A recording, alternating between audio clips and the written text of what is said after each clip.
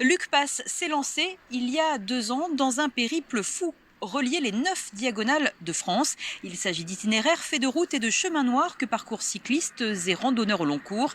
Dans le cas de notre homme, le but est de sensibiliser à la sclérose en plaques. Julie Chapman, Anne-Laure Mérignac.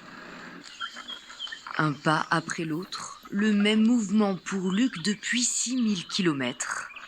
À un moment donné, je suis complètement déconnecté de la réalité. Je ne suis pas en train de regarder le tableau, je suis dans le tableau.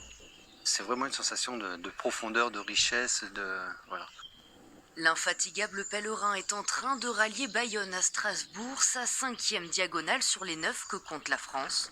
Un défi qu'il s'est lancé en 2020. Chaque jour, le sexagénaire parcourt 26 km, chariot vissé à la taille. Le rythme est soutenu, mais ce marcheur aguerri s'est promis de ne rien lâcher. Que ce soit la cheville, le genou, les hanches, le dos, en permanence on a des douleurs. Donc, mais bon, on passe, comme je disais, un petit peu grâce à cet état de grâce, on les sent, mais elles font pas mal.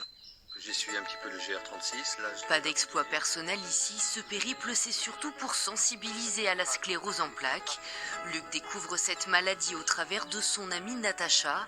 Cette ancienne championne de foot la déclare dès l'âge de 20 ans. Témoin de son combat, Luc veut faire connaître les réalités de cette maladie. Chaque soir, il organise des temps d'échange dans les villes qui l'accueillent. Aujourd'hui, la sclérose en plaques, ce qu'il faut savoir quand même, c'est quasiment une personne sur 500 en France, parce que c'est 130 000 personnes. C'est la première maladie neurodégénérative chez les jeunes et c'est la deuxième cause de handicap chez les jeunes. Les dons réalisés sur le site de l'association sont reversés à l'ARCEP, organisme de recherche sur la sclérose en plaques.